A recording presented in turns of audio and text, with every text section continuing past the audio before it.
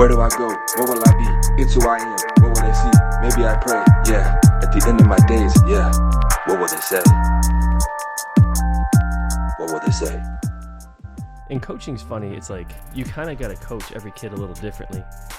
But then one thing I think that I like too is with coaching is yesterday all our kids were like cheering for each other on the sideline. Right. And like that to me is a big win. It was. You know? It was. It's showing them how to compete as a unit, you know, not just being individualistic, you know. Individualism, I don't know. I kind of despise it, to be honest with you. Yeah. Because we're not, just like our men's church mantra is, we're not meant to live life alone. We're not meant to just be by ourselves. You know, we need people to help us. You know, if you're isolated to yourself, you're more apt to do something wrong or feel like it's all on you or the pressure's all on you. But if you just use whoever's around you, I don't know, if you have friends, or if you have even if you don't even have friends, if you can just share things and get it out, pretty much get things out. Oh my gosh, I'm telling you from experience, my experience. And a lot of people don't know this, I'm an introvert. I am. But if you look at me, I'm an extrovert. I talk to everybody. But as being an introvert, I've learned that I have to share things that I have inside of me with others. And as I do that, I help others as well. You know, because I'm thinking I'm the only one going through this. Come to find out, somebody else can be going through the same thing, you know? And what we can do, we can share this with each other. How do you deal with it? Oh, I deal with it this way. You deal with it that way.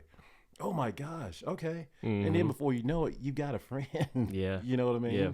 And then you get another friend. And then all right, so if I did this with this guy, I'll do it with this guy. And then you get small groups. And then you get like a group of 3.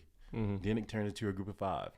And then that group of 5 can talk to another guy. You know what I mean? Before you know it, that group turned into 100, 300 before you know it. And just from just expressing yourself. And that's why I teach my kid to express himself. I mean, I've been told I'm kind of lenient on him, but I just don't want to hold him in a bubble. Like, that's why I was growing up. I'm growing up old school. You know, it just, what you think at that age doesn't really matter. You do what I tell you to do. I don't want my kid to do that, you know? Well, I want to teach him how he feels and what he thinks matters. So let's talk about it. But it's a way of talking about it, you know? And just let them know it matters, and then we come up with an outcome afterward. And then it just has him to know, look, all right, I do have a voice. I can talk. I can say things. And then you can tell that confidence is there. Yeah. You know, and that's what I want. I want him to have inner confidence about himself. So when he goes out, he has his head up, chest out. Okay, I am here, you know, instead of having his head down and just thinking he's just not meant to be here, you know. And I think we need a lot of that here in the world right now, because you get a lot of suicides, you get a lot of depression, because nobody knows how you feel. Yeah. But you got to get yourself out there, or, you know, just get yourself out there. Just talk. Really. And we've got to listen. I think, gosh, you gave me so many thoughts there, but I think. I'm sorry, go ahead. No, you're good. I think when you look at like prison, I'm acting like I've ever spent a day in there, but everything I've read and everything I always hear is the biggest fear isn't gangs necessarily. It's not the violence. It's not the food. It's not just the being in your cell. It's isolation, and it's getting into oh good gracious, when they throw you in isolation. Yeah, when you're by yourself in a cell for a long period of time. I mean, they've even shown studies where if they're in there for a month where they're isolated, their brain physically changes. That's it. And they don't really come back from that certain state, from just being physically in there. I mean, that's the most extreme example, but being physically just and mentally alone. Right. You know, it's hard to sort through your own thoughts. Yeah, I mean, that's just an area that we're not designed to be by ourselves. You know, I mean, you go in the Bible. I mean, it was Adam and God, right? And then he was like, look, man, you need somebody with your being yourself. Right. So let's just go ahead and make Eve for you. Yeah. You know what I mean? So we're not meant to be down here by ourselves. Right. You know, and I mean, we need to converse and just share each other's feelings and be open with each other's feelings. You know, you can't be judgmental. It's hard to do. I know it is, but you just gotta, you can't be judgmental about what you say. And it's not about me we do that a lot in politics. And I don't mean to bring that up. I'm just saying, I'm not, and just because your political view is different from mine doesn't mean you're a bad person. I'm a good person. Amen. You know what I mean? Mm-hmm. I feel like we're all meant to be different. Yeah. You know, different point of views, different sets of views. And that's why we can talk to one another. We can learn from one another. If we have the same point of view, what am I learning from you? Yeah. You know? So, go ahead. No, I think and that's one thing, that's kind of one reason I wanted to have you on too, is like, I've heard your name in a lot of different circles and good things. Good things, by the way. They're like, stay away from that cat. No, I've heard very good things. And also it's like you and I talked a little bit when we were playing basketball. Yeah. And just call it what it is. You go to a church that's pretty much, I think, exclusively black. Right. And the church I go to, it's pretty much exclusively white. White, yeah. And that's why I'm like, man, I want to talk to someone different, not someone. And I don't really know you that well, so I don't know where you stand on certain things. But like, that's the beauty of it. It is, and that's why I look forward to talking to you. It is a beauty. I mean, because I was raised to be, you know, it's not like it's white or black, or I supposed to be with just black people and just stay away from those white people. Mm-hmm. No, I wasn't raised like that. My first best friend, he was, what was he? He was Italian. No, he was Greek. He was Greek. Okay. You know, and I never saw color. It's just, if we're friends, and that's the beauty of it when you're a kid. Oh man. As you're a kid, man, as long as we're playing together, you know? Right. We don't see black or white there. Right. And so my thing is, why can't we continue that? I don't know. It's a learned behavior. When do you think? Okay, so I just my dad and I were just talking about this because I'm not trying to pub my own stuff here, but go ahead. The last podcast we had, we talked about there was the suicide cliff, where the Japanese were being invaded by the United States in World War II, mm-hmm. and long story short, the parents got so panicked because mm-hmm. they had heard everything from the Japanese government and kind of were indoctrinated and brainwashed that you can't trust the U.S. soldiers. They're different from us. You can't, and so the parents threw their kids off the cliff, and the parents then jumped off the cliff. Wow. Meanwhile, the kids were begging their parents not to throw them off the cliff. Wow. So the kids can see rationality. They can see, hey, those are good people. The U.S. soldiers, and I'm not trying to paint it like the U.S. soldiers were perfect and that we saved the day, but it's like they could see beyond the differences. Right. And the question I was trying to think of is, when does that change? When do kids become more jaded and more tribal in their thinking like we are? Well, I think when I hear you say that, all I can think of is fear. It's fear from the parents. It's fear from our upbringing, and our parents are going to look out for us. Yeah, you know, and their past experiences. They don't want your kids to go through those same experiences, but at the same time, they have to go through those experiences so they can learn. Mm-hmm. And so there's a fear factor there. And I feel that, you get don't go to those guys over there because they might be, oh, well, no, they're not might be. They're bad. They're bad. When they're not really, you know. But we have to go through those experiences. You have to learn them for yourself. Yeah. You know, I can't tell you how this guy is right here. You just go over there and ask him what's going on with him. And then before you know it, either he's not going to be the guy that you thought he was, or he is going to be the guy you thought he was. You make that decision. Yeah. The choice is yours. Right. You know, and I feel, and I don't want to get sidetracked, and I feel like that's what God gives us. He gives us this, it's like a love story, you know. He can kind of demand us and tell us what he wants us to do, you know. But he gives us choices throughout our life. Either you're going to go with him or you're not. Either we're going to do one thing or we're not, you know. We have this one thing that angels don't have. Angels of heaven doesn't have. We have this on earth, that we have a choice. And either you can make the good choice or the bad choice. But if you make it with him, hey, look, you have everlasting life. If you do it, if you make the choice of not going with him, you have a different alternative. It's not the best one, but you made that choice. And so, and I'm trying to get back over when these kids and when we grow up, we give them what I try to do with Tyson is give him, all right, this is what's going to happen right here. You, at that time, you're going to have to make the choice of whether you're going to do this or that. But this is the outline of what you need to know. Which choice do you want to make? This is, all right, so if it's a sport, baseball or football, I like to try to prepare him for any sport he goes into. All right, if you want to play baseball, you're going to have to learn how to swing. This is how you swing. This is how you do this. You're going to have to learn how to catch. So we got to get your glove and practice on that. With football, you're going to have to learn how to run and whatnot. But when you go out there, you got to make that choice to either you want to practice on this and get better or not practice and you just out there, you know? You make that choice. I'm not going to push you out there. I want you to be better. But I can tell you, if you practice, you're going to be good.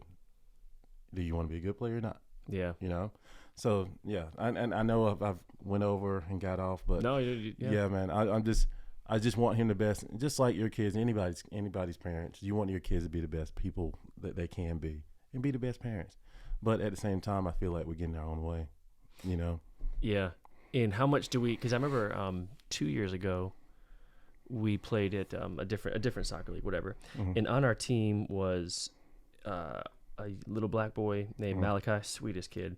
And then we had a Muslim family, and there was three boys. And then there was our son, a couple white kids, and then anyways, and I just thought, and I know this is we're kind of jumping back and forth between diversity and then the kids, the choices the kids make. Right. But like, I didn't have to tell him, hey, make sure you can trust those people that they're black. You can trust them. You can trust them they're Muslim. I didn't have to tell him that. It's just innately in his blood. Yeah. And I mean, that Muslim family, they would make, I don't know what they're doing over there, but they make the sweetest baked goods, and they would bring they would just bring food after the game, after every game, like just some homemade bakery. Yeah. And I thought, man, this is what heaven should look like. Yes. You know, we're not we probably disagree on a lot of different things in life. But that doesn't matter. It doesn't matter. We're not, you know, it's just love. And I'm not trying to be like kind of hippie-ish in that opinion, but I just thought, and that's only because our kids let us here. That's right. And I didn't have to teach them. I didn't have to make them make that choice. It's just the choice they made. They don't even see that stuff. Right. I love it. I love that. I love that. And I mean, love, man. That's the biggest thing, dude. That's the biggest thing. If we allow love to overtake certain situations, instead of just thinking about my point of view, I'm going to push my point of view. Instead of thinking about, it's just like a marriage, right? Just like a marriage. All right. So I can't think about my point of view to my wife. I can't just say, all right, this is how I feel, and you should feel how I feel. And we're about to, and I know it's a plug, but we're about to celebrate a 25th year of marriage on the 16th. But we've learned that I got to think of her point of view. I got to take care of her. Listen to what she says and just do whatever it is to make her happy, right? So I'm not thinking about my happiness. I'm thinking about hers.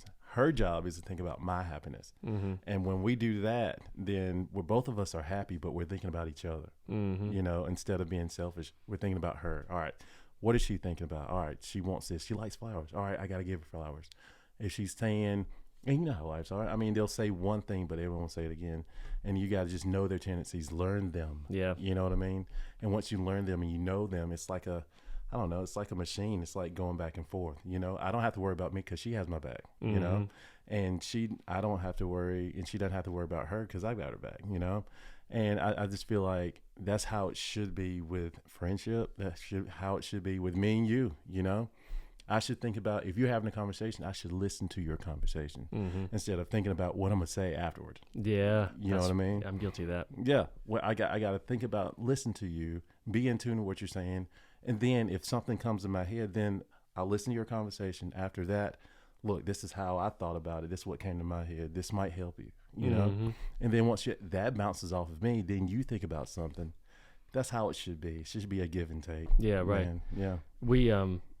I heard something this past weekend too, speaking about like if there's an issue between you and I, and let's say it's this bottle, and it's kind of similar to what you're saying, I think, but if I see this, let's say this is our issue, our unresolved conflict, whatever beef you got with me, whatever beef I got with you. Right. If we see it like this, I see the problem and I see you through the problem. Right. And so then I see Marlon, he's the problem. I can see right here, I can see he's the problem. But really almost what you do is you set it over here. That's it. So I see you. Right. And I see we got a problem. Right. We got to figure that out separately versus letting it pigeon, let it go between us. Exactly. It's a so division. I think that was good. That's a good point. It wasn't my idea. No, that wasn't my thought. Whoever thought it was, it's a good one. Yeah. I mean, anytime we do that, we cause division. I mean, that's what the enemy wants us to be divided, you know? And it comes back to that point you were saying that, you know, I go to a predominantly black church, and you go to predominantly, why can't we come together? Why can't we come together? I mean, I work with everybody, you know, and you work with everybody. We have worlds outside of that church that we associate with other people. Yeah. Why can't we bring that to the church? And that's my goal. I'm on the core group with our men's group, and I want to bring you to my church. I want to go to, and that's the reason why I go to the breakfast and and stuff, because I want to interact. Yeah. I want to interact. I want to see your way of doing things. I want to see your side. And it's not different. No. To be honest with you, it's really not different. It's just that the genre is different. Sure. You know. How so? Because I've never been to like an all black church. Mm-hmm. So you say the genre is different. Like, I want to kind of get into that a little bit. Like, what is it? How so? Well, you got certain churches. All right, you got certain black churches that are, I don't know. You got your Pentecostals, you got your Baptists, and you've got a more expressive. Mm-hmm. I would say you've got some churches that are not as expressive. When the Spirit hits, then, you know, sometimes it's shunned and kind of shut down. On our church, you're free to express however you want, mm-hmm. you know, and be free to praise, you know, and worship, lift your hands. And I know you had another podcast where it's kind of hard to do so. Sure. Right. That's on me though. I know, but I'm glad you brought it up, because it's common. I've got friends that they struggle with that, you know, but it's one of those things where it's more of that. When I saw the podcast, all I thought about was a relationship. You know, if you go out to a ball field, you have no problem putting the hands up. Yeah. You know, like, hey, yes, we did it. You know. Yeah. Relationship with your wife, you and your wife in your relationship. If she's up on stage, if she's singing or something like that, that's your wife. You're gonna, you know, hey, you're gonna pump her up. You know what I mean? Yep. That's the same thing. That's with a good this. Word. Mm-hmm. It is a good thing. You know, you just tune everybody else out. You just think about what he's done for you. Yeah. Yep. You know what I mean? That's what does it for me. What he's done for me, where I could have been, and I'm like, I'm here right now, praising you, thanking you for what you've done for me. Mm-hmm. Forget everybody else. I'm lifting you up, and putting your hands up. It's just, I don't know. It's vulnerable. Yeah, it's vulnerability. At the same time, it's submissive, and it's being humble in his presence. You know what I mean? Even if it's for like 2 seconds, 2 mm-hmm. minutes, he eats that up. You know. And if you're eating it up, I'm giving it to you. Yep. You know, I'm just trying to be that humble son. Yeah. You know? Yeah. And so, and I say that to say this, it's in stages, because I was that way too. Yeah. I was that way too. I was looking around. Yeah. And I look around, see if everybody else is looking up, then all right, I'll do it too. But then it's got to the point where you go through things in life. Yeah. You know what I mean? And then you go through harder things in life. And you're like, dude, you're the only one that got me out of this. That's right. You're the only one that got me out of this. So I have to praise you. I have to do this. This is what I came to church for, mm-hmm. right? I got to give it to you. Even if for 5 seconds, even if I'm just saying it in my head, and then I just lift my hands up like this. And then eventually get it up there. I'm just saying, once you get it, and then once you get in that zone, that's you. That's you and him. That's you and him. And so it's funny you say, because it's funny you say this though, is I do believe in worship, I spend a lot of time on my reflection of what God has done for me. Right. Like it is definitely a deep state of reflection for me. Right. Obviously, the hands, I think, is more like you said, 100%. It's more submitting. It's more not caring what other people. It's not about other people in that moment. Right. But we went to a church down in Orlando. Shout out! It's actually called a Live Church, right? Okay. And we went there, and we walked in, and it was. This is kind of why I wanted to talk to you about this too.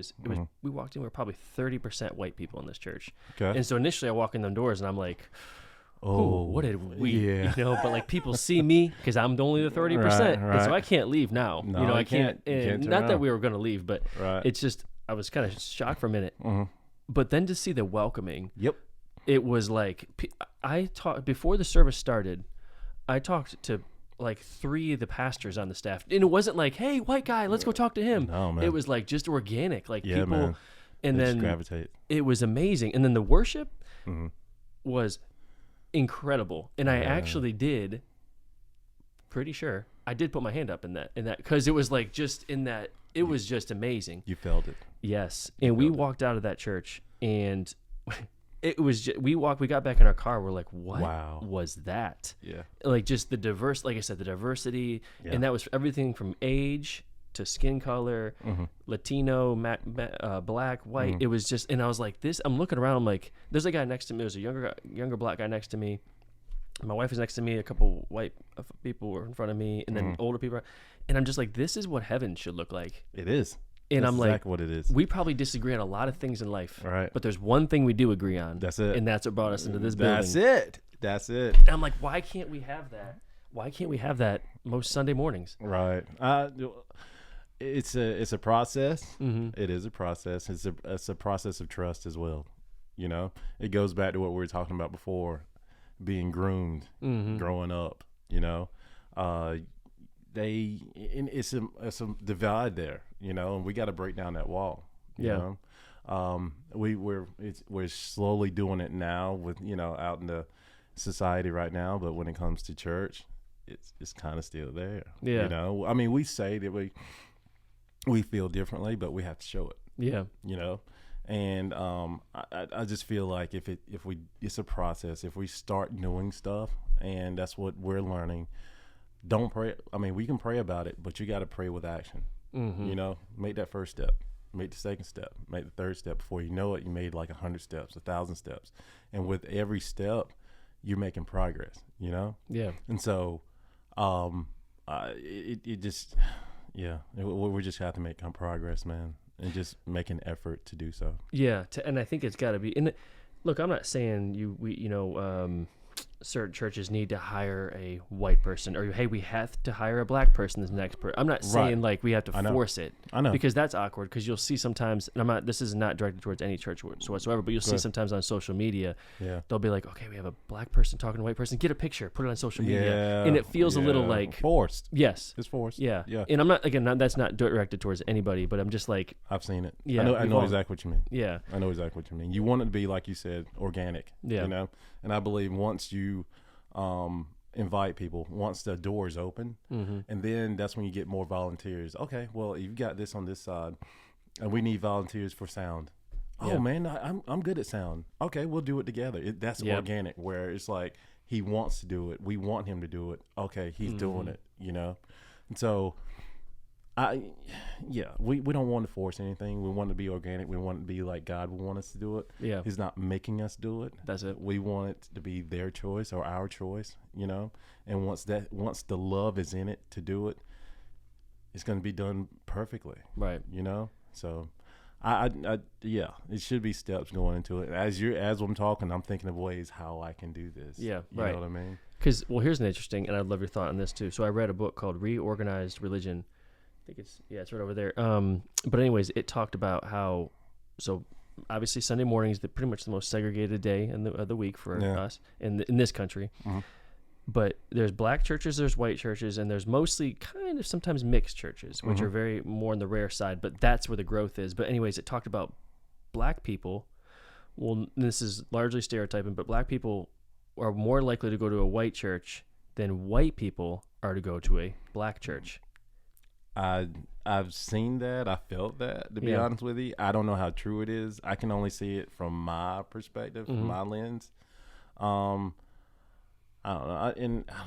I don't want to say this, but from my lens, I think both sides are accepting, but you only see it from one perspective.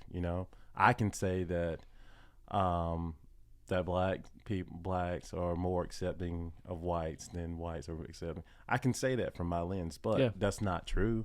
I don't think it's true. I feel like it could be from. How did I get to Covenant Church? I got there from friends, Neil, Robbie, and I met you there. You know what I mean? That's love right there. That's accepting. So I can't really say that, And so I just feel like from different perspectives, I feel like we need to come together till we can learn each other's perspectives. Yeah. And then once I learned how you came up, and then I did the same thing. You know what I mean? So that's when you have a unit instead of you're separated. You know what I mean? Yeah. That divide just comes down, and then you're one people instead of just individuals. Yeah. Because when I see you, all right, you just met me. You only see one side of me. You don't see all of me. And if I see you, I only see one side of you. But if we come together, spend more time with each other, have a common goal, which is God, and doing things of that, then you'll see more of me. You'll see all of Marlon. You know what I mean? It's a process, right? Yeah. But then once you see that, you're like, oh man, this guy he does this, he does that. You'll see my flaws, which we're vulnerable with. Yeah, right, right, yep. Which we like to try to hide, but we shouldn't, And then we can talk. If we can sit down and talk, look, I struggle with this, I struggle with that, and then we learn to help each other instead of just looking at each other like, okay, why is he here? I can't wait for him to leave. You know what I mean? Mm-hmm. That's what I feel like needs to happen, and we just need to allow it to. Yeah. And I also think, no, I 100% agree. It's just that all takes a little effort to actually sit down. Oh yeah. But I also wonder too if it's because, as a white person, most of the times I walk pretty much most of the places I walk into, I'm going to be in the majority, and I'm going to feel very comfortable because people are going to look like me. There it is. Yeah. You, on the other hand, more times than not, are probably going to walk into situations where you're the minority. I am. And so instantly, you probably, just as a human, you recognize, I look a little different. And am I being right? You look different than everybody. I've been like that all my life. Yeah. Everywhere I've gone, I mean, where I work at is predominantly white. Where I went to school, predominantly white. Who I associate, predominantly white. And then but I believe God put me in that position for a reason, so I can associate with both sides. Mm-hmm. And that's what I do for my son too. I want you to see both perspectives. So you're not just seeing one perspective and then you're not seeing all of that other side. Yeah. You can converse with this set, and then you can see the person for who they are, not what they look like. Yeah. And I feel like, I guess, all right, we can do it like this. You got a white team, you got a black team, and we feel like we have to compete with each other when we don't. Yeah. Send some whites on this side, send some blacks on that side, and let's even this thing up, and then we can play together. Yeah. You know what I mean? And so I just feel like we just need to. There's a trust factor there. It is. It's in everybody. I mean, everybody's grown up or been raised a different way. But I feel like you have to make that choice for yourself. If you see that person as a good person, no matter how you were brought up, that's your friend over there. Go talk to him. Yeah, make a friendship. Go talk to somebody. Right. But as long as we just sit back on what we've been taught and not think for ourselves, you're never gonna get up. Yeah, you're never gonna see it. And I don't know. I love people. Yeah, I just do. I just love people, and I love people for who they are. Even if they do something wrong to me, I still have to see them for who they are, and what they've done for me. And this just didn't happen overnight. I had to learn this, and I don't know, white, black, Hispanic, anybody. I'm gonna treat you like I want to be treated. If you need help, I got you. If you need some money or anything, I got you. And I believe that's why God has blessed us so much. If you're giving to people, you will never want. you know, because that's what you're here for. You're here to help people. You're here to be there for him, take care of his kids, you know. And so I don't know. I just love people. I do, and I'm gonna talk to you just like you're my brother. I'm gonna give you a hug. I mean, come here, let's go. No handshake. Come here. Right. I got you. We're good. And I just want everybody to be happy. That's just me in a nutshell. I do. I give more than I get. I love giving. Forget giving me something. I mean, for my birthday, I don't even want anything. Get yourself something. Oh, I'll get you something. Oh, dang, I'd like to have you as a friend. No, I'm just saying that's just me. I just just kidding. I don't know. I love giving. I love how it feels. You know, when somebody gets something and they really wanted it. Oh my gosh, man. You know, it just does something for me, and I just feel like that's what we should do. And I know I'm getting way off track. No, you're good, man. I'm getting way off track here, but I just feel like as people, that's what we should be doing, and just looking out for people instead of what can I get out of that guy? You know, I know he's a good guy. What can I get out of him? And that happens. Yeah. And it happens a lot. But what are you gaining? Once you get that out of me, what are you going to do with it? Yeah. You know, you're just going to hold on to it. You're going to sit on it, you know, and then you're just going to be miserable with it. Why not give that to somebody else? As it comes to you, give it out. As it comes to you, give it out. That's just flow, you know? That's just flow. But once it comes to you, it stays here. That's stagnant. And water gets stagnant if it stays in one spot, right? Yeah. And so it's just going to stink there, and then you're just going to sit on it. You're going to be miserable with it. But as it flows, it's fresh water, you know? It just goes through, and it's a system. So I don't know. I think of it like that, and I know I'm rambling off, but no, you're good, man. Have you always been like that? For the most part, yeah. Really? I can't think of any other time of me not being that way. No. I've always wanted to help people. I've always been a people lover. You know, I just have. I really can't think of hating people or just wanting to do something myself. No, I've always loved people. Yeah. How about your? Have you always been the way you are now? Like, at least with the perspective and the views you have with some of this stuff? Absolutely not. No, okay. no. Like that, no. This is a learning. No, I would say no. I don't know. Anything I did, I excelled at. You know, anything I put my mind to, I excelled at. I've worked on jobs where I was like the supervisor, and they were like 45. I'm 18. You know, and I'm just a hard worker. So sometimes, yeah, you can get in your feelings. As men, you can get in your feelings like, man, why are they doing me like that? And then you just push them off, or you just disassociate yourself. And then that's as an introvert. Then you see yourself, you cutting people off, you just cutting friends off. If they don't do anything right that's to your liking, you just don't cut them off, you know. And I don't think we should do that. You know, I've learned that we shouldn't do that. But once you cut people off, then you're going to be by yourself. And that's what you don't want to do. Yeah, right. You know, and then you got the enemy putting things in your head, and enemy putting things in your heart, and you start doing things you really shouldn't be doing, you know.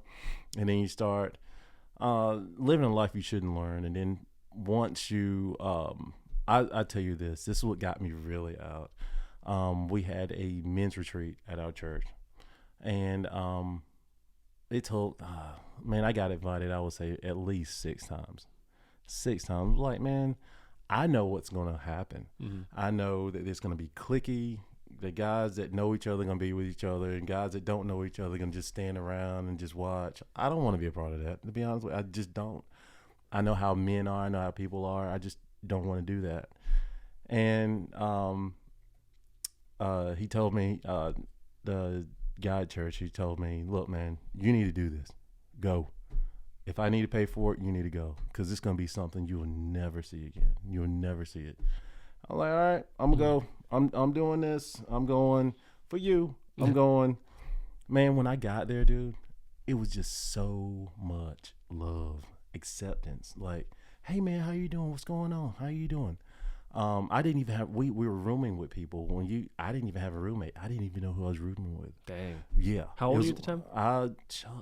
This just happened like, I don't know, probably 5 years ago. Okay. Yeah. So it's like, okay, let's do this. And when I got there, it was like a few guys there, right? And they were just talking with each other, and they were asking me who I was and whatnot. And I was like, yeah, Marlon Smith. And And they were like, okay, who's your roommate? And then a guy came up and was like, hold up, you're my roommate?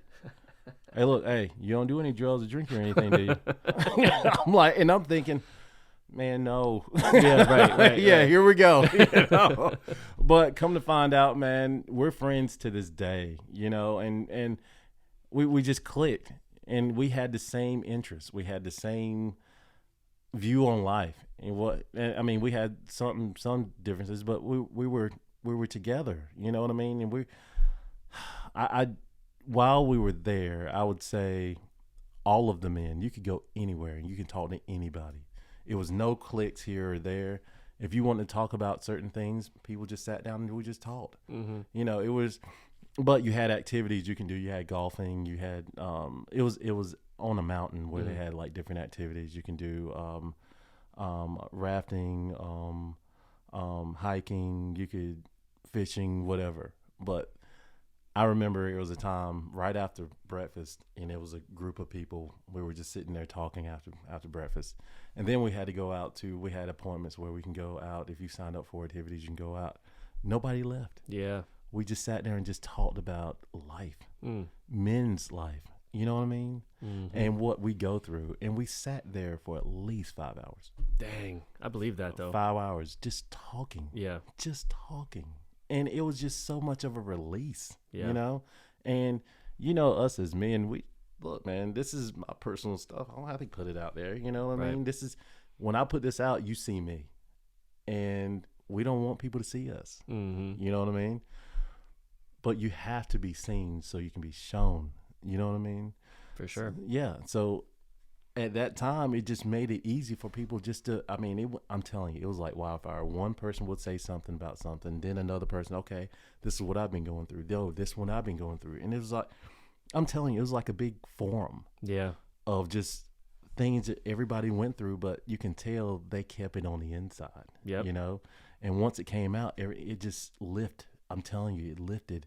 And that conversation went to other guys.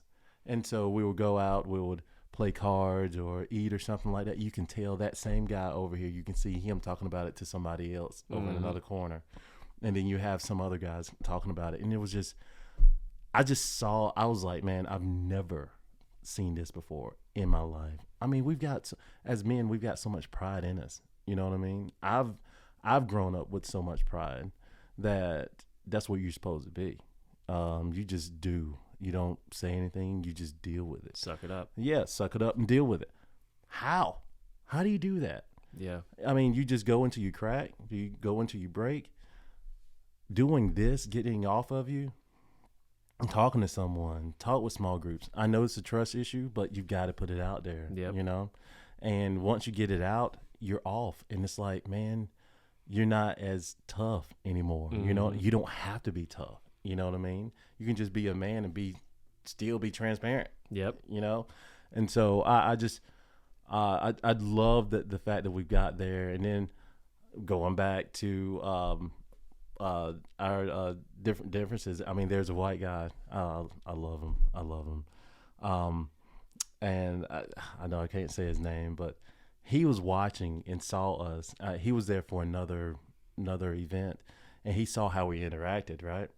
And so he was like, look, man, are y'all playing cards or what are y'all doing? And I'm like, well, we come over here playing cards and playing games, board games over here, playing cornhole, whatever. Mm-hmm. If you want to come on. He was like, yeah, come on, I want to go. And he came over, and you could tell, you can see the look on his eyes as he saw us and how he was interacting with us and conversing with us. His eyes were opened. You know what I mean? He saw a different light of us, you know, and it got to where he can ask questions about black and white, how he thought about black people and what he saw. And we were like, okay, yeah, this is how you see it, but this is how we feel, you know? And then he was like, man, I never saw that before. I never knew that. And, you know, when we stayed there for like, 3 days, and he was with us man. He was with us from night to morning, I'm just saying. But it was like, we need that. We need more of that. And if you have an attraction, I mean, just come over and see. And we need to be on the other side as well. But I feel like if we can just open up and be part of each other, I think we'll learn so much, man. We'll learn so much about each other with culture, religion, our backgrounds. Yep. You know what I mean? Yeah. Yeah. And once you learn that stuff, you know, as much as you learn that stuff, you can do stuff with it, you know? And you learn about that person and how they are. Yeah. You know? So I said that, man, I feel like that's what really pushed me to be more of an open guy. Yeah. Open and talk to someone. If I need to talk to someone about something that I'm struggling with, let's go talk about it. You know? If you're struggling with something, let's talk about it. Yeah. You know? Yeah. And so that got me to where I am right now. I've always been a good person, but I'm going to outwardly show you, look, man, we're good. Yeah. You know what I mean? And you don't have to worry about it. And I don't know. I have more friends than I did before now because I'm just good. I'm just talking with somebody. And if somebody's going through something, we'll pray about it. We'll talk about it. Talking about it is so... Before, I didn't know. Before, I would shut some stuff in. I'm telling you. I would shut so much stuff in where my chest would hurt. Yep. You know? And I would just, look, man, that's what I do. I shut it in. Don't even worry about it. I'm not even going to talk about it. I'm just shutting it in. Don't bug me. Yeah, exactly. It doesn't bug me. Exactly. I'm invincible. Yeah. It's not going to break me, you know? But then I've learned to get it out. And I saw what it does for not just me, but for the other person. Like, why wouldn't I do this? You know, let's get this out more. And then now that I see that, yeah, we're gonna talk about it to everybody. If you have a problem, we're talking about this thing. We're getting it out, and just getting it out is just the biggest thing, man. It is. It's hard to do, but once you do it, it's like you feel it. It's like, yeah, I want to get out more. Yeah, I want to get out more. Yeah. I want to do some more. You know. Yep. You just feel that release, and I just want to spread that love to everybody, man. I just do. I think it's so liberating. Yeah. And yet, but then you also said like religion and politics, and I've kind of thought about this as like, what do they say the two topics you ever talk about, religion and politics? Yeah. And I'm like, but why? Those are the most... Okay, so religion is if there's basically essentially, is there a God or is there not? There you go. Don't talk about that. Yep. Politics is all pretty much the important kind of principles and things of life. Right. Don't talk about that. Yeah. And I'm not saying I want to talk about it, politics or religion with anybody to try to convince them, right? But just to understand, just to understand with their like, point of view. You don't believe in God? Oh man, just tell me why. Like, tell me why. I'm just curious. Like, oh man, what about this? And then they might say, well, I don't believe in God because X, Y, Z. And it's like, okay, well, that's interesting. Like, yes, we're just talking. I am not trying to get you to be anybody else. Yes, I just want to understand it.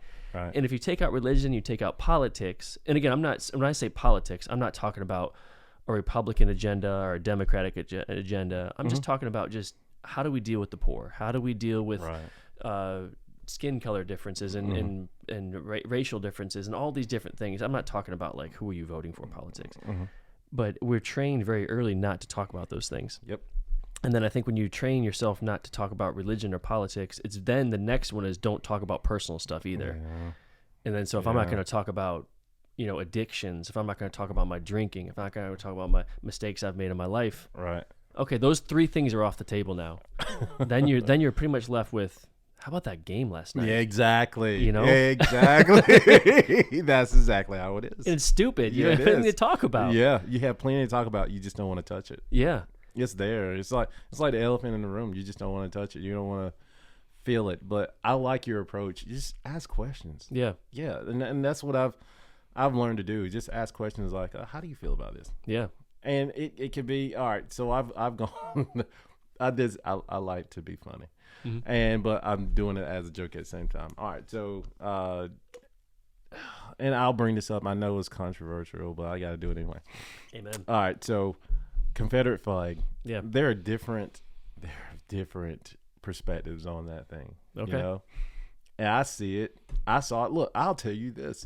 I was like Dukes of Hazzard. Yeah. I used to love the show when I was small. Yeah. Never knew what that flag meant. Never knew it.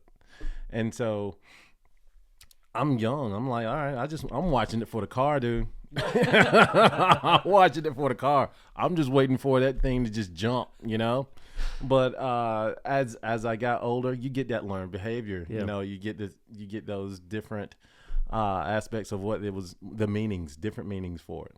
And so I wanted to ask somebody. I was like, okay, look, work with predominantly white guys, I'm gonna ask somebody, look, what do you think this flag means? What does this mean?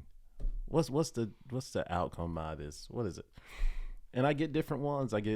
It's about culture. It's about Southern culture. It's nothing bad. And then I get others like, that's just people that just hate black people, and I'm thinking, if you got these different meanings of this thing, why can't we get those same people together? And I'm not saying it's anything good to have it, but if we can get all of those people in the same room, talk about it, talk it out, yeah, it will have a different meaning to everyone. For sure. Because you got these set of people that feel like it's Southern culture, it's really nothing wrong with it. They're going to be on their side. That's one team. You got one team that just says, all right, they just hate black people, so they're going to be on another team. You're just dividing yourself up in divisions where we could just come together to talk about this thing, and it could be like just another flag. Yeah. You know what I mean? And I feel like with the hate, and I can't stand hate, but with the hate that's kind of building up from that disassociation or that non-communication about that certain thing, it just builds up. Yep. And this side doesn't feels like this side doesn't know what I mean, but I'm right. Yeah. You know what I mean? I'm right. No, I'm right. No, you hate me. No, you hate me. You see how that escalates? Mm-hmm. We don't need that. Yeah. We need communication. We need to get everybody in the room, talk to each other freely, and be the person. Still be yourself. But then I get the chance to accept you for you. Even if you feel it like this is Southern culture, fine. Yeah. Raise your flag. Yeah. But it has a different meaning for me. You know what I mean? That doesn't mean if it's Southern culture, that doesn't mean you hate me. You know what I mean? Once you get to know me, you're not going to hate me. Yeah. I know it's not. I know you're not. There's a guy, gosh, I can't remember his name. Man, he gave me so many things to think about there. I'm sorry, good. No, you're good. There was in a good way, but there was a guy, I can't remember his name. I'll put it up on there. But anyways, he was on Joe Rogan's podcast, and he's a black guy. He was a musician, and he goes around and he talks to people who are in the KKK. He's a black guy, and he has like hundreds of their robes that these guys have given them because they've left the KKK. Because all he does is he does the same thing you and I are doing. He just sits down and says, "You got any kids?" Yeah. God, what's your family situation? He just talks to him. He's not. It's not magic, dude. That's it. And it's that hate. I hate Marlon so much because he's black. Yeah. I'm not even gonna talk to him. I'm not gonna talk to him. But then now that I'm talking to you, I'm like, and that's not how I felt. I know. But it's like it's a lot easier to hate you if I don't know you. Know you exactly. And it goes like that for anything. But he has just shredded the KKK, and it's not by hypnosis. He's just talking to him, and showing he's a person. Yes, communication is power, dude. Yeah, it's so much in communication. We are meant to see the best in people. But we get that trust factor and that fear factor goes hand in hand where we see the wrong in people. Mm-hmm. I'm not going to trust you, so I'm not going to like you because in my mind I'm thinking you're going to do harm to me from what I've heard before. Mm-hmm. But when I know you, no, man, he would never do that to me. That's my boy over there. Yeah. So we have to learn each other. That's the biggest thing. Yeah. As a people, not as white and black. Yeah. So I totally agree. I mean, because especially even in a church setting or other settings, and I've gotten I haven't always been like this, that's for sure. Mm-hmm. But like I said, going to that one church where it was just incredibly diverse has really opened my eyes to some things. But I start to look around, and I'm looking around, I'm like, everyone here looks like me. I don't like it anymore. I just don't like it anymore because now it's just it's an echo chamber now. Yeah. Everyone on here is probably going to agree with everything I say. We're all going to think the same lines. And I've almost gotten to a point where, and I'm a work in progress, but I've almost tried to put myself in a position where I can be swayed on almost anything in life. Wow. I'm trying to be. Now there's a few things that I'm not, I shouldn't say sway. Mm-hmm. There's a few principles I stand on, but most everything, like the Confederate flag, for example, I want to try to be swayed on either side. Right. I want to be open to that. I don't want to be locked into anything. Open, yeah. That's a good word. Open. Like I want to be convinced. I want to be in a position where maybe I could be convinced of this way, and I could be convinced of that way. Right. And then over time, I'll get more on solid foundation of where I feel. Right. But if I go into this conversation with Confederate flag being like, it's Southern culture, it's Southern culture, it's Southern culture. Okay, tell me your opinion on Confederate flag. I already have it. What it's going to be. It doesn't matter. And so that's what I love. So where do you stand on that? Where do you stand on the Confederate flag, for example? Me, I mean, I see hate behind it. To be honest with you, I see hate behind it. But at the same time, I mean, because think about it. Wherever it's flown, there's hate behind it. You know, all right. But Southern culture, yeah, I see that too. You know, I can be swayed that way. It's just I need to be in a room. When I talk to people about it, some don't want to talk about it. Sure. You know, they'll see me and be like, no, I don't want to talk about it. Mm-hmm. No, because they're afraid that how I'm going to take it. I'm like, dude, I'm asking you for a reason, and I just want to see more about it. But they're like, no, you want to hear it. You know what I mean? And there's a shutdown there, and I don't want that shutdown. We don't need that shutdown. Tell me more about what's going on with you and how your beliefs are on that. And even if you don't have a belief, maybe you're going off somebody else's belief, and maybe that's why you can't explain it to me. That's good. Yeah, but tell me how you feel about it. If you feel like it's Southern culture or it's hate or you just don't like black people, let me know. Look, dude, I'm not gonna fight you. Yeah, you know, that's your opinion. Yep. But I'm gonna let you know. You don't have to hate me. You know, I'm not hateable. You know what I mean? I'm here. I'm asking questions so I can learn more about you. Then, if you want to ask questions about me, I can tell you how it is to be a black guy. Yeah. You know what I mean? Let's converse together and figure this thing out, so we can have separate views about it, but yet we can still coexist. Yep. You know what I mean? So that's my view about it. I can't stand hate. I mean, because wherever it is, it's just wherever it's flown. It's confusion, it's division. It's all right. So wherever it's from, all right. So if it's it was banned at NASCAR. Yeah, it's predominantly white. Yeah, here, you know. And if it was flown where it's like it was diverse, okay, all right. I don't see that. But if it's Southern culture, are you gonna accept me? Even if I'm if it's Southern, I'm Southern. I was born right here. Yeah. But are you going to accept me? If you're waving that flag, is that accepting for me to come to you and, you know, talk to you? Or is that like shunning me away? Like, no, this is all white and you're not accepted, you know? You should always, this is me. I want to be approachable, you know? I want to be sensitive to your feelings just like it is for mine. It goes back to what we were saying. It's just give and take. You know, I should be looking out for you and you looking out for me. So I just don't want to put myself in that position, but I want to come up and ask questions just like the guy with the KKK. Yeah. I want to come up and ask questions, but not put myself in harm's way. But I want to come and ask questions about, like, look, dude, what's going on with that? You know, I mean, we're not putting up any flags showing up. Look, we're from Africa, or we're black, or we're African American, stand off of us, or don't tread on me, you know. And I even asked a guy about what does don't tread on me mean, because I had no idea. And he was telling me about but the guns, or having guns, that you don't want to, they want to keep their guns, and they don't want anybody to take their guns away from them. So I was like, okay, all right, that's okay. Yeah. All right, that's fine. That's fine. Right. All right. So it's all about learning, people. Yeah. And I teach my son all the time, ask questions.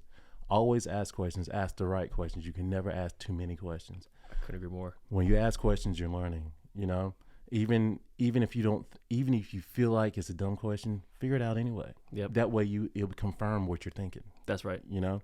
So, that's what I do. I love to ask questions. I'll ask questions just to get what I can out of you. Even if you don't want to talk, I'm going to ask you questions like, how's your day? How do you feel about this? Mm-hmm. Oh, you felt that way? How did you get to that? You know? And before you know it, you're having a conversation and you having them. I guess I could be a reporter, man. I could get something. I could get something out of you by just pulling it out, you know? But we got to get to the point where we don't have to pull it out. It just comes. You know what I mean? And so, like I said, it's a process. It's a process. So once we get over this line of division, which is clear, it's a clear line of division. And I do believe that social media is just, I mean, it's just putting it in our face. Yep. You know what I mean? It's like, yeah, that's what he's saying. That's what Trump is saying here. And that's what somebody's saying here. How does you feel about it? You know what I mean? Yeah. I don't like it. You know, I don't know Trump, but I'll talk to him. You know what I mean? It's showing that either you're going to hate Trump or you're going to love him.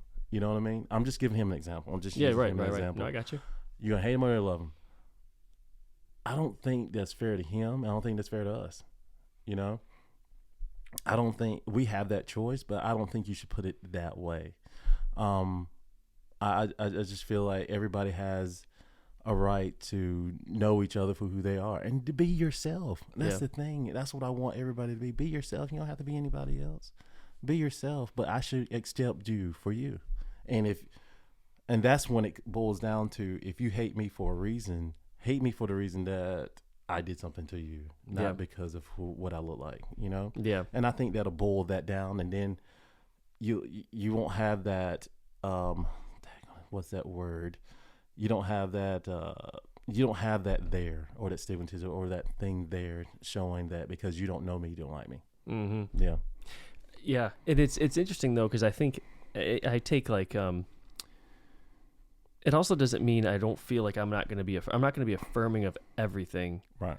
But like for instance, I tried to have the input of, if I see someone who's an alcoholic, because I was myself, and so I've kind of had a different viewpoint where if I see someone who's an alcoholic and they're drinking, the easy thing, and let's say they get a DUI, heaven forbid they hurt somebody on the road, I'm not going to say that's okay. But I also want to try to get to a standpoint where that person drinking, they're hurting from something. They're trying to escape something in their mind, something, somebody might have hurt them, they might have hurt somebody, and their drinking is the only way for them to escape. Yeah. So how can we ask questions of those people to figure out why they're doing the things they're doing? I don't agree with them drinking excessively and getting drunk, but how do we, can we ask questions to figure out what's making them do that? You know, or I mean, any of these different behaviors that I wouldn't say might not be okay, but let's get the motive behind it. Like I just recently saw, I don't remember where it was. It was a woman who was in a very, very, very deep depression, very dark state, and she ended up, I mean, this is awful, but she ended up killing her 3 kids, and then she jumped on the top of the house and tried killing herself. And unfortunately, her 3 kids didn't make it. And there were 3, 5, and I think 7 months or something, just awful. And the husband came home and he saw it. Meanwhile, she had been trying to check herself into psychiatric help, and she kind of got turned away. And I'm not, the case is still open, so I'm not trying to take one side or another here. What she did was wrong. Right. But she was in such a dark state of depression, and she did that. How do we just get people to open up and say, what's behind all that? You know what I'm saying? I'm not condoning the action, but I see a woman who's clearly, now she woke up in a hospital bed, and now her 3 kids are gone. And she's got to live with that. Yeah, and she doesn't know how it got to that point. Yes. You know? Right. And she didn't know how she got there. And normally she wouldn't do that. She would protect her kids, but she needed protection from her kids needed protection from her. I think we just need to have,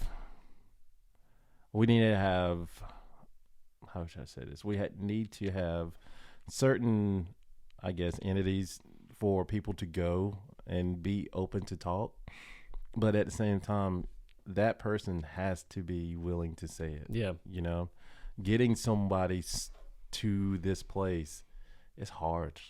It's hard. I mean, even on the drive there, even the thought of going, the enemy's trying to tell them, no, you don't need to go there. You don't need that. You can do this yourself. You don't have to. I'm talking from me. But as you get there, and that's when you get your help. I believe, I don't know. I believe, I mean, prayer. Prayer is one thing. I guess church, if she's a part of a church, family. I'm just trying to think of, because I know how it is to being an introvert. I know how it is to say, I'm not going here, I'm not going here, and I'm not going here. And you can't get inside this bubble. You know, there's a bubble that you're going to put around yourself. You have to decide. You have to decide that you want to get outside this bubble and you want to let people in. That's the question. How do we get inside of the bubble?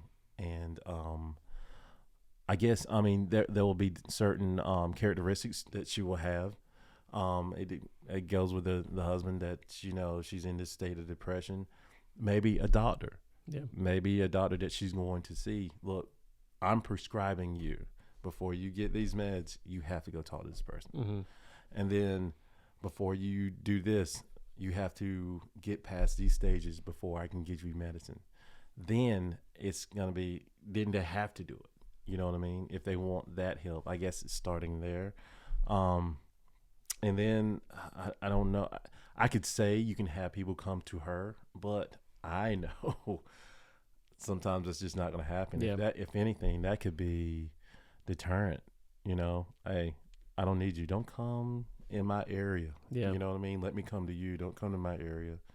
I don't know. I just feel like we just need to be invited, but put it out there. I wouldn't say aggravate her, but like, look, talk to her every day, every week, hit her up. Like, look, I'm here for you. You want to talk? Let's talk. You want to talk? I'm just coming to see how you're doing, or text her or call her or whatever, have some form of conversation before you know it, those walls inside the bubble kind of break down a little bit, and then all you have to do is just get her to just talk, just answer one question. Once she starts talking, do not be judgmental. Listen to what she has to say. Stay there as long as you can, and just listen. Let her talk. Get it out. If she cries, let her cry. Sit there with her. You just need that person to do that. And then if she wants to talk again, don't even do it over the phone. Come to her. Yep. I couldn't agree more. Listen. All right, I'm here. All right, what you need? All right, come on, let's talk about it. Ask questions. You want to ask questions. The more and more they communicate, like we talked about before, which is power. Getting it out, that's the thing. That's that. You're getting that.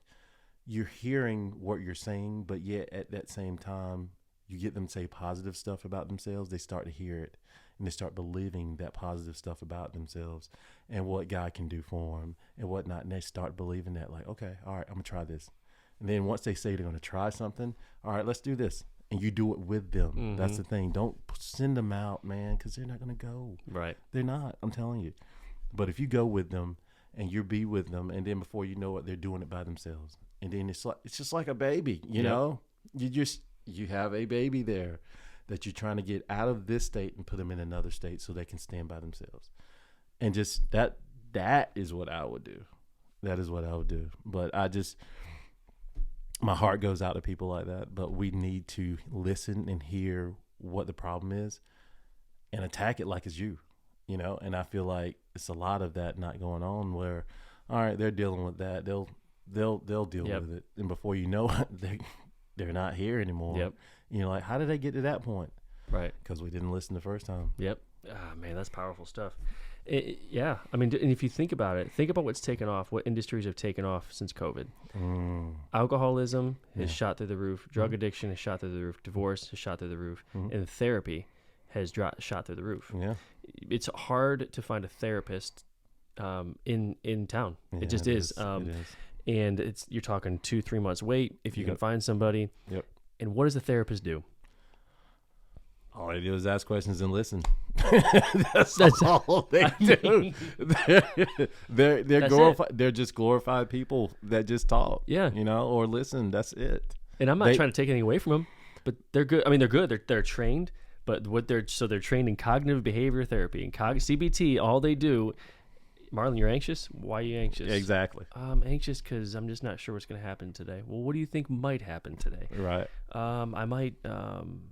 Well, actually, now you put it this way, I don't really think I have anything that is bad today. You're just getting down to the root and just asking questions. That's all they do. Exactly. And that industry has blown up. Yeah. Meanwhile, you have social media, which everyone's talking though, right? Right. So why is therapy such a big deal if everyone's already connected on social media? Well, I mean, on social media, you getting. All right, so we got therapy here. They're asking questions. With social media, you got so many mixed perceptions there, and we always go to the negative, and whatever's there, like just putting it out like negative stuff, and you should be aware of this. You should be aware of that. This is going to be a new string of COVID. We need to be aware, you know, and people get scared. Fear. There you go. That fear of like, oh, shucks, I got this. I got COVID. No, you don't. You got a cold. You know what I mean? You just stubbed your toe. What are you talking about? What are you talking about? No, you don't. It's all fear, man. Yeah. And I'm like, we can't conform ourselves to fear. That, I would say, that's just entertainment. That's not my life. You know, you look at that for entertainment. You look at it for entertainment, but you bring it into your life. No, we don't do that. And plus, you shouldn't be on it that much anyway. It's just entertainment, you know? Yeah.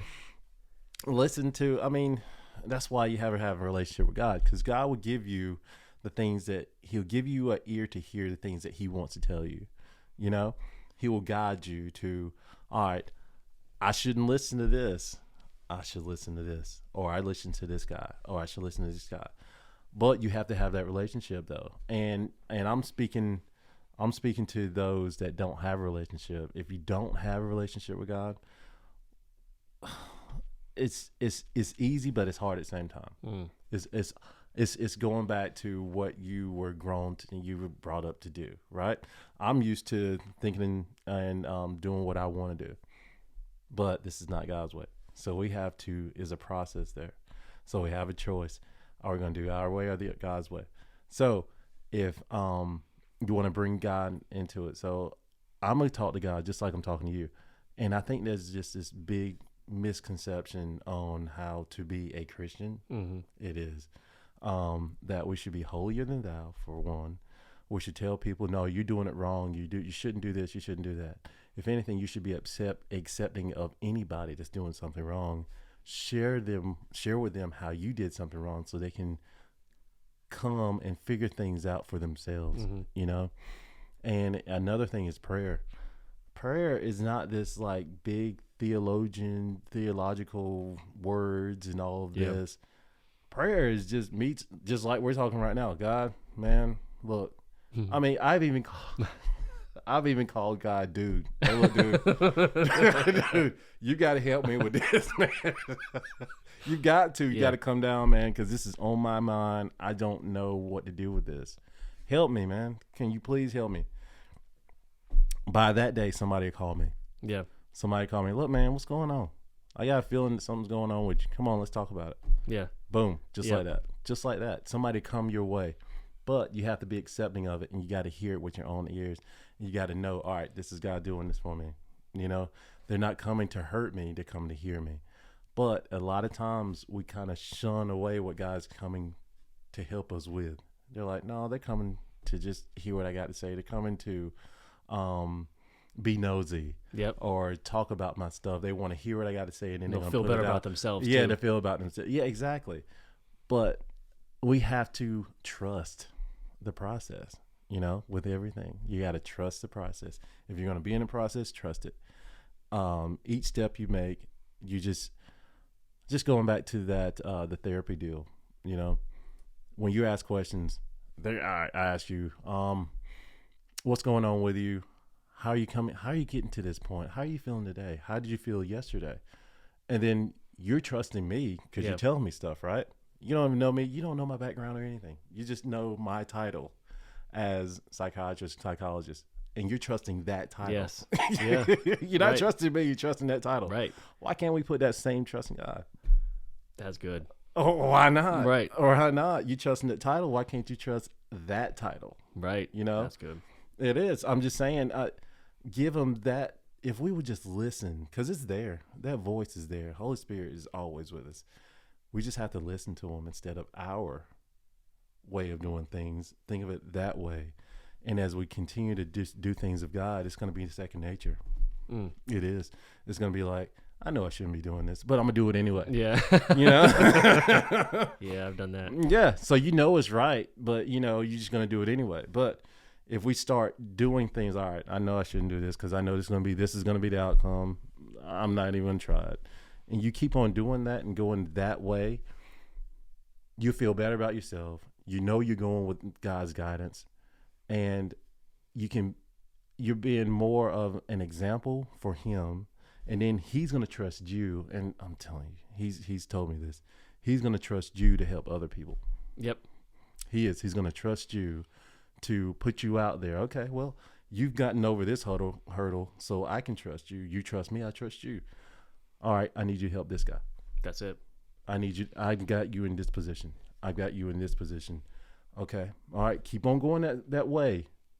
All right, I've got you here.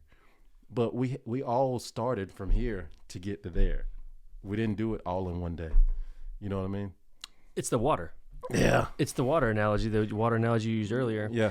And yeah, I got buddies that I've talked to where it's like, you are gonna get through this. I have no doubt. The biggest thing the worst thing you do is when you get through this, not to tell anybody about it. Right. Because it could be your son, a daughter, a friend. They're gonna go through the same thing. Right. And the worst thing you can do is not share with them that you overcame it. That's So right. when you overcome something, the worst thing you do is be like, oh gosh, I overcame that addiction or whatever it is, and I'm not going to tell anybody about that. Yeah. But what if you're struggling with it? Exactly. And it's like, so yeah, I think to me that's your water analogy. No matter where you are in that stage, you got to keep just sharing it to help other people. If someone's going to help you, you're eventually going to help somebody else with it. Right. And I mean, it's not, and that's what I think about it. Anything that's given to me, it's not for me. It's really not. Even coming here, this is not for me. This is for somebody else. This is for you. This is for somebody else who hears this, and God has let me know that I'm putting you in positions to help others, not for yourself, but for me. And as I trust you with that, I'm going to put you in other positions so you can help people. Because I'm going to use you. I'm going to use your heart. I'm going to use your mind. I'm going to use whatever I can for you, for my will. But at the same time, I'll bless you at the same time. As you bless me, I'll bless you. It's a give and take, man. I'm telling you, it's a love story. Yeah. It is. It's a love story. He gives you that choice, but once you made that choice to be with him, look, you made a choice to be with your wife. Y'all love each other, man. You know what I mean? And that love is right there that just stands. And you're going to feel that love, and you want to share that love with others. You know what I mean? But not your personal love, not your love, but you want to share that marriage is good. You know what I mean? This is what you got to do with it, that relationship. I'm telling you, I just, God, the relationship with God is just, I think it's watered down a lot. People hear relationship. Oh yeah, I got a relationship with God. I believe in God. Do you? Do you really? Yeah. Because you believe in him, but you don't trust him. Right? And I'm telling you, I'm talking to myself too.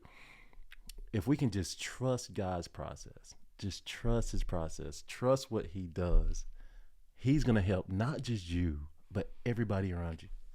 Everybody. And people that you don't even know. Because if he puts you in a situation where, just like the situation we talked about with the soccer game. Yeah. If I had have acted another way, then it would have been an uproar. Yeah. But God put me in that position so it didn't happen that way. And everybody was good. You know what I mean? I just feel like God trains you or molds you to where he wants you to be and put you in situations where you need to be. Yeah, I wholeheartedly agree. I think that's similar to the phrase of if you're open to So there's the gun to the head believers, I believe, and I was definitely one of these. Like, gun to your head, do you believe God exists? Yes, I do. Yeah, without a doubt. Yeah. I've been that believer too. But it's like, gosh. But do you believe he has any kind of divine say? Do you believe there's any kind of, is that just it? Like, is he just in other words, he's just a painter who painted a picture, we're in the picture, but he's now outside of the picture. Yeah, I know what you mean there. I gave my life when I was like 9, 8, 9.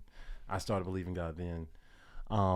But my mom, she would say, yeah, you better not do anything bad, because if you get caught doing something bad right now, you're going straight to hell. Ooh, I'm like, dude, boy, what? I can't do anything bad.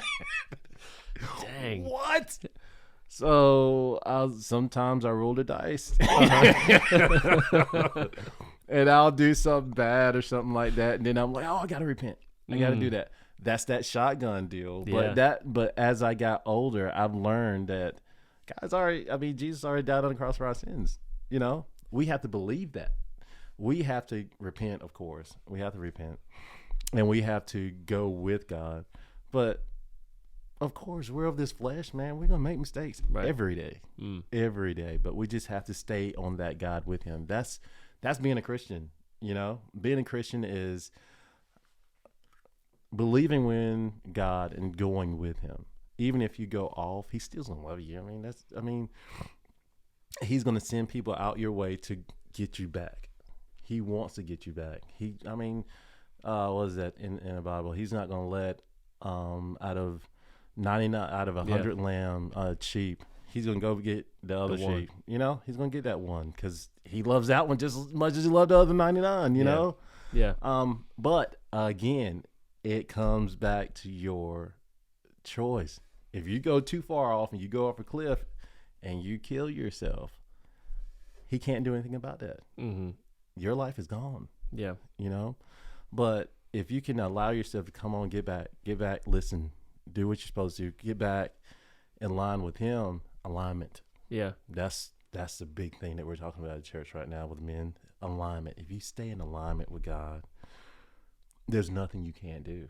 But we can get out of line, but we need that support to get back in line. You need small groups. You need somebody that's or staying in the word. And I mean, I would say not reading a whole chapter a day.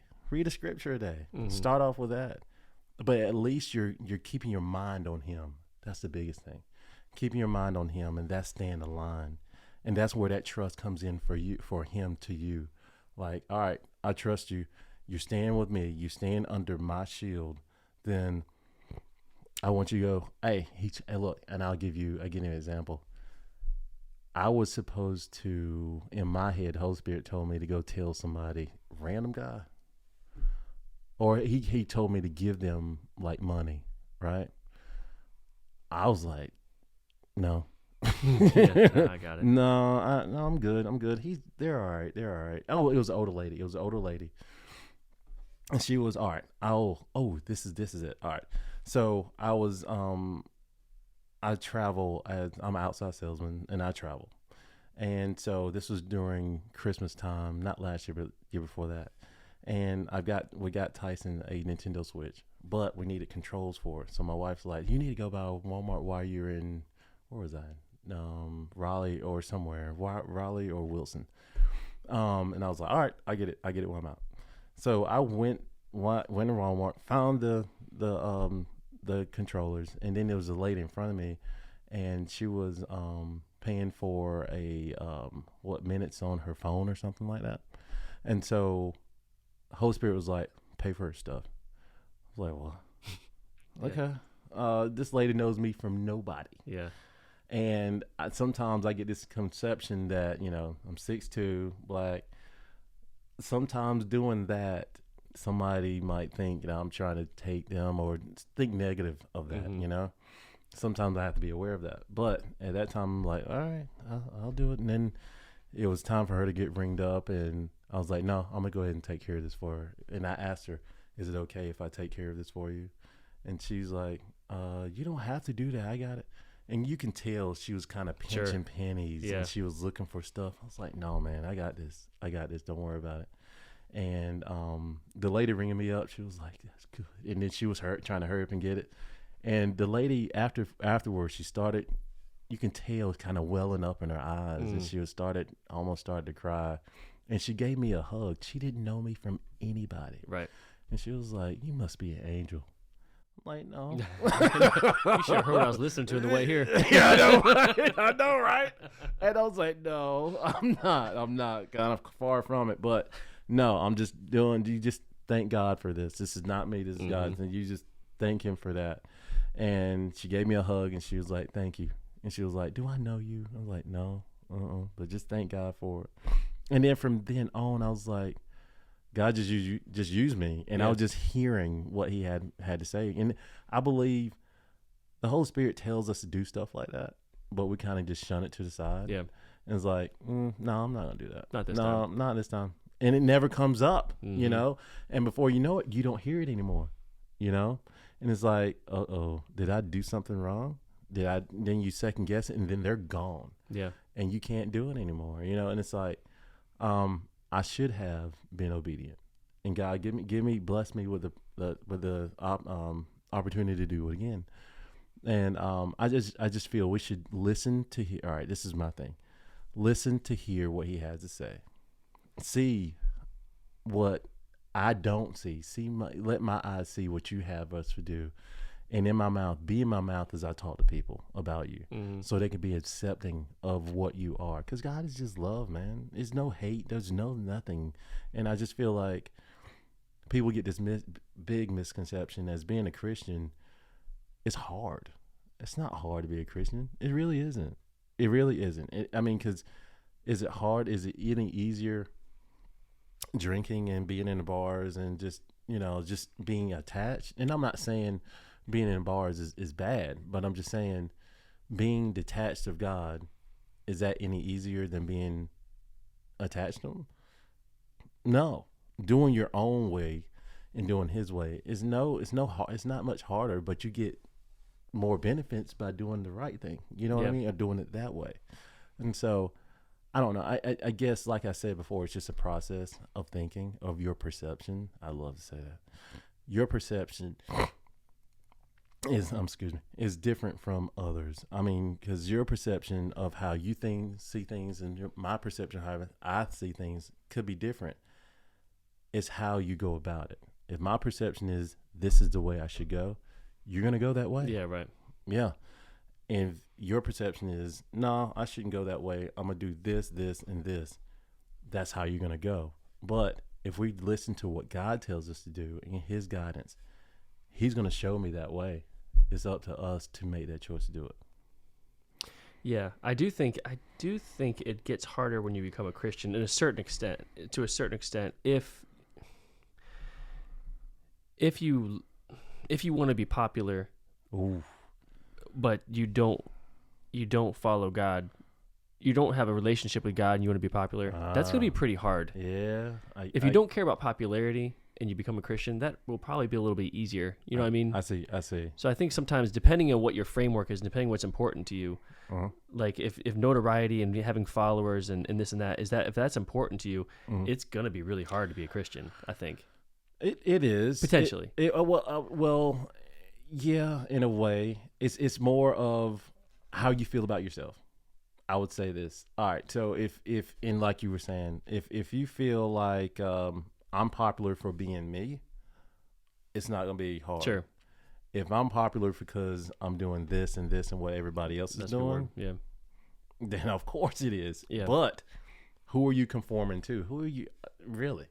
Who are you really pleasing? Are you pleasing yourself or are you pleasing them? Mm-hmm. I mean, who's going to help you out when you need something? Is it the people that you're pleasing, or is it God, or people of this? I think it goes back to being yourself. My kid, he's pretty well known for being smart, right? He's just being himself. Now, if he does something other than doing what he normally does, and he goes and I guess being disruptive in class and just saying jokes and being disruptive, that's not really what he's supposed to do. But he's trying. Yeah. To be popular. He's trying to do that. All you have to do is just be yourself, you know?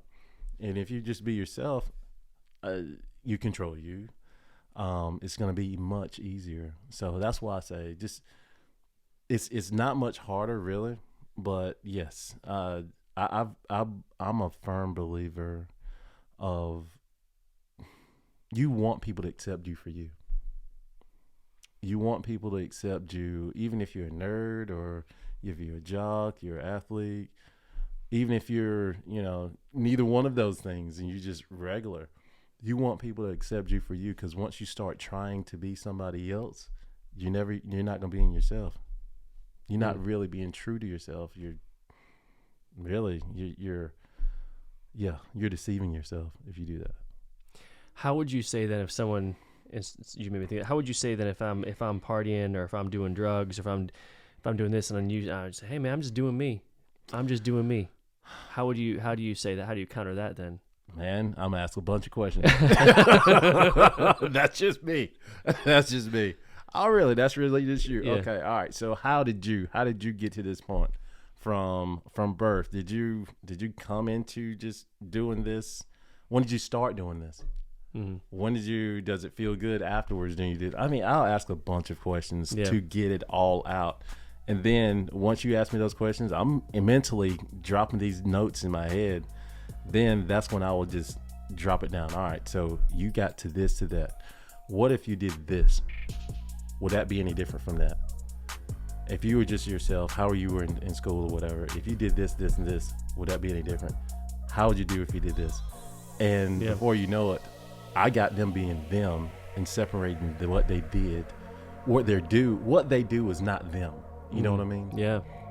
What you're doing, you're partying, doing that, drugs, whatever, that's what you do. You are you know what I mean? And you can put those things behind and still be that same person. And that's what I would say to them. Like, look, dude, you're this guy. You're a good guy. You're just this, and this. And I would speak stuff into them where they'll feel more, I would say, better about themselves without the other stuff. Yeah. You know? So that's what I would do. That's good. Yeah. Well, man, I think I could probably sit here the rest of the day and just keep asking you questions. You ask me questions. I told you I could talk, dude. I could talk. We need to. I would love to have you on again because there's 1,000 other questions I had too to ask. But that's fine. So I'd love to have you come on. But I appreciate you coming on, man. Hey, thank you for having me. Seriously, thank you. Man. Thank you. Man. No problem, brother. Appreciate it.